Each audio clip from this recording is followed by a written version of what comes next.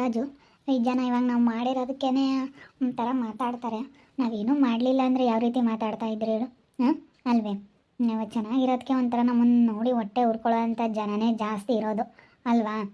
ಬಿಡು, ಹೆಂಗೋ ಚೆನ್ನಾಗಿದ್ದಾರೆ ಅಂತ ಹೇಳೋ ಅಂಥ ಜನ 100ಕ್ಕೆ ಒಂದು 20% ಅಷ್ಟೇ. ಇನ್ನು 80% ಜನ ಹೊಟ್ಟೆ ಉರ್ಕೊಂಬರೇ ಇರೋದು. ಹೆಂಗಿದ್ರು ಮಾತಾಡ್ತಾರೆ. ಮಾಡಲಿಲ್ಲ ಅಂದರೆ ಅಯ್ಯೋ ಇವ್ರಿಗೇನಪ್ಪ, ಇವ್ರಿಗೆ ಏನೂ ಮಾಡೋಕ್ಕಾಗಲಿಲ್ಲ, ಇವ್ರ ಕೈಲಿ ಏನೂ ಆಗಲ್ಲ ಕಣ, ಅಯ್ಯೋ ಮಾಡ್ಕೋಬೇಕಾಗಿತ್ತಲ್ಲೇ ನೀವು ಏನಾನ ಒಂದಿಷ್ಟು ಮನೆಗೇನೆ ಮಾಡ್ಕೋಬೇಕಾಗಿತ್ತು. ಏನು ಮಾಡ್ತೀಯ ಪಾಪ, ದುಡಿಯೋಕ್ಕಾಗಲ್ಲ ನಿಮ್ಮ ಕೈಲಿ, ಮಾಡ್ಕೊಂಡಿಲ್ಲ ಅಂತಾರೆ. ಕಟ್ಟಿದ್ರಿ ಅವ್ರಿಗೇನು ಡಬಲ್ ಬಿಲ್ಡಿಂಗ್ ಮನೆ ಕಟ್ಟವ್ರೆ, ಕಾರ್ ತಗೊಂಡವ್ರೆ, ಸೈಟ್ಗಳು ತಗೊಂಡವ್ರೆ ಅಂತ ಹೇಳಿ ಮಾತಾಡ್ತಾರೆ. ಹೊಲ ತಗೊಂಡವ್ರೆ ಅಂತ ಮಾತಾಡ್ತಾರೆ. ಹಿಂಗೆ ಏನು ಮಾಡೋಕ್ಕಾಗಲ್ಲ, ಹೆಂಗಿದ್ರು ಮಾತಾಡ್ತಾರೆ. ಮಾತಾಡೋರ ಬಗ್ಗೆ ತಲೆ ಕೆಡಿಸ್ಕೋಬಾರ್ದು. ಅದೇ ಮತ್ತೆ ಅವಾಗ ನಾನು ನಿನ್ನ ಮದುವೆ ಆದಾಗ ಎಷ್ಟು ಜನ ಎಷ್ಟು ಮಾತಾಡಿದ್ರೆ ಹೇಳು? ಅಯ್ಯೋ ಗೌರ್ಮೆಂಟ್ ಕೆಲಸದಾಗಿರೋರ್ನೇ ಮದುವೆ ಆಗ್ಬೋದಾಗಿತ್ತು ಅಂತೇಳಿ ಎಷ್ಟು ಜನ ಎಷ್ಟು ಮಾತಾಡಿದ್ರು ಅವಾಗ.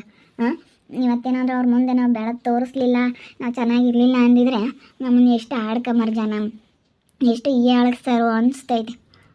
ನೋಡು ಹೋಗಿ ಮದುವೆ ಆಗ್ಲು ಅಂತ. ಇವಾಗ ರಾಜಪ್ಪ ಗರ್ಮ ದುಡಿತಾನೆ ಬಿಡಮ್ಮ. ನೆಲ್ಲ ತಲೆ ಐತಿ, ಎಂಥ ಒಳ್ಳೆ ಬಿಸ್ನೆಸ್ ಇಟ್ಕೊಳ್ಳೋನೆ ಅಂತಾರೆ ಊರಾಗೆಲ್ಲ. ಇವಾಗ ಇಲ್ಲೇ ಯಾರು ಅಕ್ಕಪಕ್ಕದಾಗೂ ಯಾರೂ ಇಲ್ಲ, ನಮ್ಮ ಹಳ್ಳಿಯಾಗೂ ನಮ್ಮೂರ ಕಡೆಗೂ ಯಾರೂ ಇಲ್ಲ. ಎಲ್ಲನ ಏನೇ ಫಂಕ್ಷನ್ ಆದರೂ ನಿನಗೆ ಡಿಮ್ಯಾಂಡ್ ಇವಾಗ. ಒಳ್ಳೆ ಐಡಿಯಾ ಮಾಡ್ಕೊಳ್ಳೋಣ, ಒಳ್ಳೇದು ಮಾಡ್ತಾರೆ ಅಂತಾನೆ ಅಂತಾರೆಲ್ಲ. ಯಾರನ್ನಾಗಲಿ ಹಂಗೆ ಅಂಬೋದು.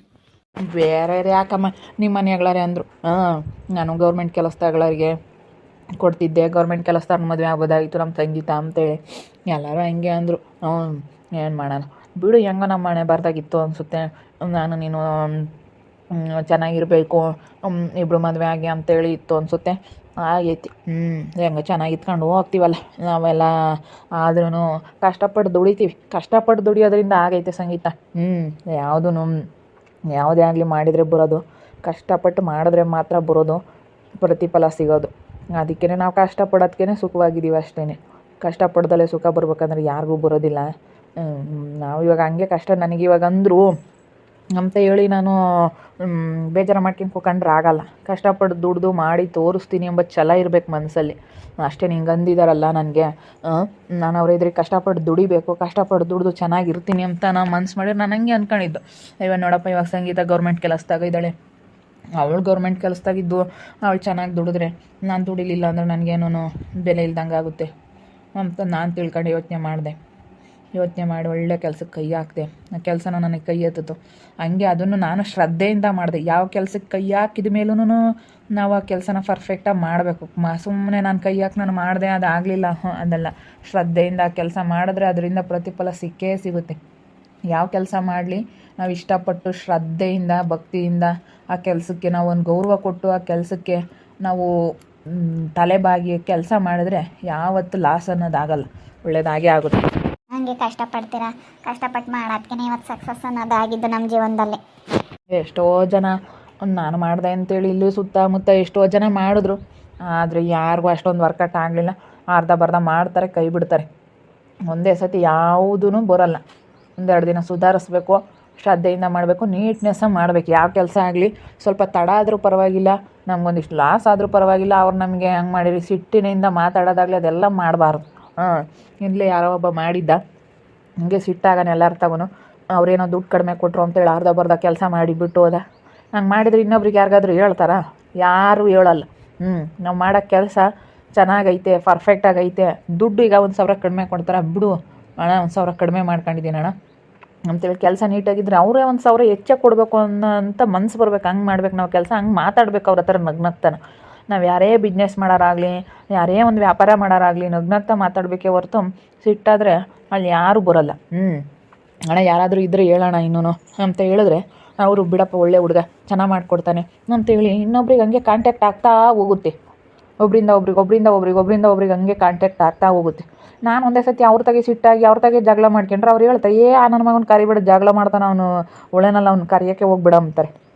ಹಿಂಗೆ ಹೇಳ್ತಾರೆ. ಅದಕ್ಕಾಗಿನ ನಾವು ವ್ಯಾಪಾರ ಮಾಡೋರು, ಬಿಸ್ನೆಸ್ ಮಾಡೋರು ಯಾವತ್ತೂ ಸಿಟ್ಟಾಗಕ್ಕೆ ಹೋಗ್ಬಾರ್ದು. ಸಿಟ್ಟನ್ನು ತೆಗ್ದಾಕ್ಬಿಡ್ಬೇಕು. ನಗ್ನಗ್ತಾ ಮಾತಾಡಿದ್ರೆ ನಾನು ಸ್ವಲ್ಪ ಜಾಸ್ತಿ ರೇಟ್ ಹಾಕ್ಲೇಳು, ಯಾರು ಕೇಳಲ್ಲ. ಮುಖ ಗಂಟಿಕೊಂಡು ಸಿಟ್ಟನ್ನ ಮಾತಾಡಿ ಹೋಗಾನೆ 800 ರೇಟ್ ಯಾಕೆ ಕೊಡ್ತಾರೆ ಹಂಗೆ ಹಿಂಗೆ ಅಂತ ಮಾತಾಡಿ ಅವರು ಸಿಟ್ಟಾಗಿ ಅದೇ ಹೋಗ್ತಾರೆ. ನಾನು ನಗ್ನಗ್ತಾ ಮಾತಾಡು, ಅವ್ರಿಗೆ ಏನು ಅನ್ಸೋದು ಇಲ್ಲ, ಸ್ವಲ್ಪ ನಾನೊಂದು 1,000 ಜಾಸ್ತಿ ದುಡ್ಡು ಹೇಳಿದ್ರು ಕೊಟ್ಟು ಹೋಗ್ತಾರೆ. ಆ ಥರ ನಗುಮುಖ ಇರಬೇಕು ಯಾವತ್ತೂ ವ್ಯಾಪಾರ ಮಾಡೋ ಜಾಗದಲ್ಲಿ. ನಿಜ ನಿಜ ನೀವು ಹೇಳ್ತಾ ಇರೋದು 100% ಸತ್ಯ. ದೊಡ್ಡಪ್ಪ ದೊಡ್ಡಮ್ಮ, ಓ ಏನಪ್ಪ ಚೇತು, ಯಾವಾಗ ಬಂದೆ? ಬಾ ಕೂತ್ಕೊ ಬಾ. ನಾವು ಯಾವಾಗ ಬಂದು ನೋಡಿ ಸುಮ್ಮ ಮಾತಾಡ್ತೀವಿ, ನಾನು ಸಂಗೀತ ಇಂಟ್ರೆಸ್ಟಾಗಿ ಹಿಂಗೇನೆ ಏನಾನ. ಬಾ ಕೂತ್ಕೊ ಬರಪ್ಪ. ಪರವಾಗಿಲ್ಲ ದೊಡ್ಡಪ್ಪ, ಅದೇ ನಾನು ಇವಾಗ ಕೆಲ್ಸಕ್ಕೆ ಬರೋಣ ಅಂತ ಇದ್ದೀನಿ ನಿಮ್ಮ ಜೊತೆಗೆ. ಇವಾಗ ಇನ್ನೂ ರಿಸಲ್ಟ್ ಬರೋದಕ್ಕೆ ಲೇಟ್ ಆಗುತ್ತೆ. ಅದಕ್ಕೆ ಅಲ್ಲಿವರೆಗೂ ಏನಾದರೂ ಕೆಲಸ ಮಾಡ್ಕೊಂಬನ, ಮುಂದೆ ನನ್ನ ಪಿ ಜಿಗೋ ಮುಂದೆ ನನ್ನ ಖರ್ಚಿಗಾದರೂ ಏನಕ್ಕಾದರೂ ಆಗುತ್ತೆ. ಅದಕ್ಕೆ ನಿಮ್ಮ ಜೊತೆಗೆ ಕೆಲ್ಸಕ್ಕೆ ಬರೋಣ ಅಂತ ಇದ್ದೀನಿ ದೊಡ್ಡಪ್ಪ. ಕರ್ಕೊಂಡೋಗಿ ನಾನು ಕೆಲಸಕ್ಕೆ, ಯಾಕಂದರೆ ಮನೇಲಿರೋಕ್ಕೆ ಬೇಜಾರಾಗ್ತಿರುತ್ತೆ. ಅದಕ್ಕೆ ಕೆಲಸಕ್ಕೆ ಬರ್ತೀನಿ ದೊಡ್ಡಪ್ಪ, ನಿಮ್ಮ ಜೊತೆ ಕರ್ಕೊಂಡೋಗಿ. ಓ ಕೆಲ್ಸಕ್ಕೆ ಹೋಗ್ತೀಯೇನು? ಬೇಡಪ್ಪ, ಯಾವ್ದಾನ ಓದ್ಕೊಂಬಕ್ಕನ ಹೋಗಿ ಕಂಪ್ಯೂಟ್ರಿಗಾನ ಹೋಗು. ಬೇಡ ದೊಡ್ಡಮ್ಮ, ಅತ್ಲಾಗ ಇನ್ನೇನು ಹೋಗೋಣ, ಸಾಕು. ಇನ್ನು ಕೆಲ್ಸಕ್ಕೆ ಹೋಗೋಣ ಅಂತ ಇದ್ದೀನಿ ನಾನು. ಕೆಲಸ ಮಾಡೋದು ಇದ್ದಿದ್ದೆ ಚೇತು, ನೀನು ಕೆಲಸ ಮಾಡೋದ್ರ ಬಗ್ಗೆ ತಲೆ ಕೆಡಿಸ್ಕೊಬೇಡ. ಹೋಗು. ಈಗ ಅಲ್ಲಿ ಏನೋ ಆನ್ಲೈನ್ ಒಂದು ವರ್ಕಿಂಗ್ ಐತಂತೆ, ಹೋಗು. ಅಂಥ ಕೆಲ್ಸಗಳಿಗೆ ಹೋಗು. ನೀನು ಅಲ್ಲಿ ವರ್ಕಿಂಗೂ ಕಲ್ತಂಗಾಗುತ್ತೆ, ನಿಮಗೆ ಸ್ವಲ್ಪ ಸಂಬಳನೂ ಕೊಡ್ತಾರೆ. ಫಸ್ಟಿಗೆ ಅದೆಷ್ಟೋ ದುಡ್ಡು ಕಟ್ಟಬೇಕಂತೆ. ದುಡ್ಡು ಕಟ್ಟಿದ್ದಾದ್ಮೇಲೆ ಅವ್ರ ಕೆಲಸಕ್ಕೆ ಸೇರಿಸ್ಕೊಂಡು ಸ್ಯಾಲ್ರಿ ಅಂತ ಕೊಡ್ತಾರಂತೆ. ಅದೇನೋ ಏನೋ ಆನ್ಲೈನು ಏನೋ ಕೆಲಸ ಅಂತೆ. ಅದನ್ನು ಹೋಗಿ ಅದನ್ನು ಕಲಿ. ಅದನ್ನು ಕಲಿತು ಹೋಗ್ಬಿಟ್ಟು ಅದನ್ನೆಲ್ಲ ಮಾಡೋದ್ಗಳು ಎಲ್ಲ ಅಪ್ಲೈ ಮಾಡೋದು ಎಲ್ಲ ಏನು ಬೇಸಿಕ್ ಏನಿರ್ತೈತೆ ಅದೆಲ್ಲ ಏನೇನೋ ಕಲಿಸ್ತಾರಂತೆ. ಅಲ್ಲಿ ಹೋಗಿ ಅದೆಲ್ಲ ಕಲ್ತ್ಕೊ. ಸ್ವಲ್ಪ ದುಡ್ಡು ಗಿಡ್ಡು ಏನೋ ಕಟ್ಟಬೇಕೇನೋ, ಅದನ್ನ ಕಲ್ತ್ಕೊಂಡು ಓದಪ್ಪ. ಓದೋ ವಯಸ್ಸನ್ನ ಓದಬೇಕು. ನೀನು ಓದಿ ಬುದ್ಧಿವಂತನಾಗಬೇಕು. ನಿಮ್ಮ ಅಪ್ಪ ನಿಮ್ಮ ಅಮ್ಮ ಅಂತ ಬುದ್ಧಿವಂತರಾಗಲಿಲ್ಲ, ನೀನಾದರೂ ಬುದ್ಧಿವಂತರಾಗಬೇಕು. ಅದಕ್ಕೆ ದೊಡ್ಡಪ್ಪ, ನಾನು ಮನೆ ಕೂತ್ಕೊಂಡು ಏನು ಮಾಡೋಣ, ಸುಮ್ಮನೆ ಯಾಕೆ ಟೈಮ್ ವೇಸ್ಟ್ ಮಾಡೋಣ ಅಂತೇಳಿ ನಿಮ್ಮ ಜೊತೆಗಾದರೂ ಕೆಲ್ಸಕ್ಕೆ ಬರೋಣ ಅಂತ. ಅದಕ್ಕೆ ನಾನು ಕೇಳಿದ್ದು. ಸುಮ್ಮನೆ ನಿಮ್ಮ ಜೊತೆ ಕೆಲ್ಸಕ್ಕೆ ಬರ್ತೀನಿ, ಅದೆಲ್ಲ ಇನ್ನೇನು ಅತ್ಲಾಗೆ ಅದೇ ಕಂಪ್ಯೂಟ್ರ್ ಕಲ್ತಿದ್ದೆ. ಅದೇ ಇನ್ನೂ ಅಷ್ಟೊಂದು ಕಲ್ತಿಲ್ಲ. ಕಂಪ್ಯೂಟ್ರಿಗಾದರೂ ಹೋಗೋದು ಏನಾದರೂ ಮಾಡೋಣ ಅಂತ ಅಂದ್ಕೊಂಡೆ. ಅದಕ್ಕೆಲ್ಲ ಅಮೌಂಟ್ ಬೇಕಲ್ಲ. ಅದಕ್ಕೆ ಮುಂದೆ ಏನಕ್ಕಾದ್ರೂ ನನ್ನ ಖರ್ಚಿಗಾದರೂ ಆಗುತ್ತೆ ಕೆಲಸ ಮಾಡ್ಕೊಂಡು ದುಡ್ಕೊಂಡ್ರೆ ಅಂತ. ಈ ಕೆಲ್ಸಕ್ಕೆ ಬೇಡ ನನ್ನ ಜೊತೆಗೇನು. ಇವಾಗ ಸುಮ್ಮನೆ ನೀನು ಆನ್ಲೈನು ಅದೇನೋ ಕೆಲಸಕ್ಕೆ ತಗೊಂತಾರಂತೆ, ಅಲ್ಲಿಗೆ ಸೇರಿಸ್ಬತ್ತೀನಿ. ಹೋಗಿ ಅದಕ್ಕೆ ಕೆಲ್ಸಕ್ಕೆ ಹೋಗಿ ಒಂದಿಷ್ಟು ದುಡ್ಡು ಕಟ್ಟಿ ಸೇರಿಸಿದ್ರೆ ಅಲ್ಲಿಗೆ ಹೋಗ್ಬೋದು. ಅಂತ ಅದಕ್ಕೆ ಹೋಗಪ್ಪ. ನೀನು ಓದಿದ್ಯಾ ಅಂದಮೇಲೆ ಒಳ್ಳೆ ಕೆಲ್ಸಕ್ಕೆ ಹೋಗಿ ಒಳ್ಳೆ ಕೆಲಸ ತಗೋಬೇಕು. ಇದಕ್ಕೇನು ಬೇಡ, ಸರಿನೇ. ದುಡಿಯೋದೇನೋ ಯಾವಾಗಲೂ ಇದ್ದೇ ಇರುತ್ತೆ. ನೋಡೋ ಸಹಾಯ ತಕ್ಕ ದುಡಿದ್ರೂ ಐತೆ. ನಾವು ನೋಡು ಅವಾಗಿಂದೆಲ್ಲ ದುಡಿತಾ ಇದ್ದೀವಿ. ಓದಬೇಕು, ಚೆನ್ನಾಗಿ ಓದಿ ಚೆನ್ನಾಗಿ ಒಳ್ಳೆ ಕೆಲಸಕ್ಕೆ ಹೋಗಬೇಕು. ಓದಿರೆಲ್ಲ ಒಂದು ಕಡೆಗೆ ಅನುಕೂಲ ಆಗುತ್ತೆ. ಇವಾಗ ನಾನು ಓದಿದ್ಕೇನೆ ಇವಾಗಿಂತ ಬಿಸ್ನೆಸ್ ಮಾಡಿದ್ರು ಎಷ್ಟು ವ್ಯವಹಾರ ಬೇಕಾದ್ರೂ ಮಾಡ್ಬೋದು. ವ್ಯವಹಾರ ಮಾಡೋಕ್ಕಾದ್ರೂ ಅಕ್ಷರಕ್ಕೆ ನಾನು ತಿಳ್ಕೊಬೇಕು. ಓದಿರಿ ನಿನಗೆಲ್ಲ ಒಂದು ಕಡೆಗೆ ಯೂಸ್ ಆಗುತ್ತೆ. ಏನು ಕೆಲಸ ಸಿಗಬೇಕು ಅಂತ ಏನಲ್ಲ, ನೀನು ಓನಾಗಿ ಒಂದು ಬಿಸ್ನೆಸ್ ಮಾಡ್ತೀನಿ ಅಂದ್ರೂ ನಿನಗೆ ವಿದ್ಯೆ ಅನ್ನೋದು ಇರ್ಬೇಕು ತಾನೆ. ಲೆಕ್ಕ ಬುಕ್ ಆದರೂ ಗೊತ್ತಾಗ್ಬೇಕು ತಾನೆ, ಅದೆಲ್ಲ ಇರಬೇಕು. ಇವಾಗೆಲ್ಲ ನೀನು ಕಲ್ತ್ರೆ ನಿನಗೆ ಅನುಕೂಲ ಅಷ್ಟೇ. ನಿನ್ನ ಪಾಡಿಗೆ ನೀನು ಸುಮ್ಮನೆ ಯಾವ್ದಾನ ಒಂದು ಒಳ್ಳೆ ಇದಕ್ಕೆ ಹೋಗೋದು ಕಲಿ. ಇಲ್ಲ ನಾನು ಕೇಳ್ಕೊಂಬಂದು ಸೇರಿಸ್ತೀನಿ ತಾಳಿ, ಏನು ಬೇಡ ಆ ಕೆಲಸಕ್ಕೇನು. ನಿಮ್ಮ ಅಪ್ಪ ನಿಮ್ಮ ಅಮ್ಮ ಅಂತೂ ಹಂಗಾದ್ರೂ ನೀನಾದರೂ ಚೆನ್ನಾಗಾಗ್ಬೇಕು ಪಾಪ. ಸರಿ ಆಯಿತು ದೊಡ್ಡಪ್ಪ, ನಾನೇನು ಚೆನ್ನಾಗಿ ಇತ್ಕೊಂಡು ಹೋಗ್ತೀನಿ. ಕೆಲಸ ಮಾಡ್ತೀನಿ. ನಿಮ್ಮ ಅಪ್ಪ ನಮ್ಮ ಅಮ್ಮ ನಂಗೆ ನಾನು ಸೋಂಬೇರಿ ಆಗಲ್ಲ ದೊಡ್ಡಪ್ಪ, ನಾನು ಚೆನ್ನಾಗಿರ್ತೀನಿ. ಅವ್ರಂತ ಹಂಗಾದ್ರು ಅಂದ್ರೆ ನಾನು ಹಂಗೆ ಆಗೋದಿಲ್ಲ. ನಾನು ಅದಕ್ಕೇ ಟೈಮ್ ವೇಸ್ಟ್ ಮಾಡೋದು ಯಾಕೆ, ನಾನು ಎಲ್ಲೂ ಟೈಮ್ ವೇಸ್ಟ್ ಮಾಡೋದಿಲ್ಲ ದೊಡ್ಡಪ್ಪ. ಅದಕ್ಕಾಗಿನ ಸುಮ್ಮನೆ ಮನೆಗೆ ಈಗ ಅಜ್ಜಿನೂ ತಾತ ಎಲ್ಲ ಹೋಗ್ತಾರೆ, ಮನೆಗಳದ್ದು ಕೆಲಸ ಎಲ್ಲ ಮಾಡ್ಕೊಡ್ತೀನಿ. ಅಜ್ಜಿ ತಾತ ಅವ್ರು ಕೆಲ್ಸಕ್ಕೆ ಹೋಗ್ತಾರಲ್ಲ, ಇವಾಗ ಅಜ್ಜಿಗೆಲ್ಲ ಮಾಡ್ಕೊಡ್ತೀನಿ. ಪಾತ್ರೆ ತೊಳೆಯೋದು ಕಸ ಹೊಳೆಯೋದೆಲ್ಲ ಮಾಡ್ಕೊಡ್ತೀನಿ. ಅಜ್ಜಿ ಬಿಡಪ್ಪ ಏನು ಮಾಡಬೇಡ ಅಂತೈತೆ. ಇಲ್ಲ ಕಣಜ್ಜಿ, ಮಾಡೋದ್ರಾಗ ಏನು ತಪ್ಪಿಲ್ಲ ಅಂತ ಎಲ್ಲ ಕೆಲಸ ಮಾಡಿಕೊಟ್ಟಿದ್ದೀನಿ. ಅದಕ್ಕೇ ನಾನು ಇನ್ನೇನು ಟೈಮ್ ವೇಸ್ಟ್ ಮಾಡೋದಿನ್ನ ಏನಕ್ಕೆ ಕೆಲಸಕ್ಕೆ ಹೋಗೋಣ ಅಂತ. ಅದೇನೋ ಆನ್ಲೈನು ವರ್ಕಿಂಗ್ ಐತಂತ ಅಲ್ಲಿಗೆ ಕರ್ಕೊಂಡು ಹೋಗ್ತಾರೆ, ಅಲ್ಲಿಗೆ ಸೇರ್ಕೊ ಸುಮ್ಮನೆ. ಅಲ್ಲಿಗೆ ಸೇರ್ಕೊಂಡು ಹೋಗು, ಕೆಲಸ ಮಾಡಬೇಕು. ಯಾರೇ ಆಗಲಿ ಕೆಲಸ ಮಾಡ್ತಾ ಇರಬೇಕು. ನೋಡಿದ್ರಲ್ಲ ವೀಕ್ಷಕರೇ, ಸಿಂಧು ಮಗನಿಗೆ ಸ್ವಲ್ಪ ಬುದ್ಧಿ ಚೆನ್ನಾಗೈತೆ. ಅವ್ರ ಅಪ್ಪ ಅಮ್ಮ ಇಂಥರಾದ್ರೂ ಇವನು ಮಾತ್ರ ತುಂಬ ಒಳ್ಳೆಯವನು ಚೇತು. ಇವನ ಹೆಸರು ಮರ್ತೋಗ್ಬಿಟ್ಟಿದೆ, ಅವಾಗ ಇಟ್ಟಿದ್ದು. ನಾನು ಇವಾಗ ಚೇತು ಅಂತ ಅಂದ್ಕೊಂಡಿದ್ದೀನಿ.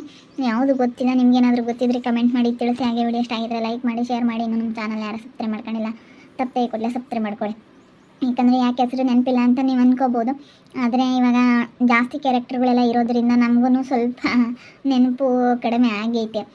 ಕ್ಯಾರೆಕ್ಟರ್ಗಳೆಲ್ಲ ಬೇಗ ಒಂದೊಂದು ಹೆಸರು ನೆನಪಾಗಲ್ಲ. ಯಾವುದಾದ್ರೂ ಹೆಸರು ಮಿಸ್ಟೇಕ್ ಆದರೆ ಕ್ಷಮಿಸಿ. ಯಾಕಂದರೆ ಇದು ಸಿಂಧುನ ಮಗನ್ನ ನಾವು ಈ ಕಥೆಯಲ್ಲಿ ತೊಗೊಂಬಂದು ಭಾಳ ದಿವಸ ಆಗಿತ್ತು. ಅದಕ್ಕಾಗಿ ಇವನ ಹೆಸರು ಮರ್ತೋಗ್ಬಿಟ್ಟೈತೆ. ಯಾರಿಗಾದ್ರೂ ಗೊತ್ತಿದ್ದರೆ ಇವನ ಹೆಸರು ಅವಾಗ ಏನು ಕರೀತಾ ಇದ್ದೆ ನಾನು ಅಂತ ಗೊತ್ತಿಲ್ಲ, ಕಮೆಂಟ್ ಮಾಡಿ ತಿಳಿಸಿ.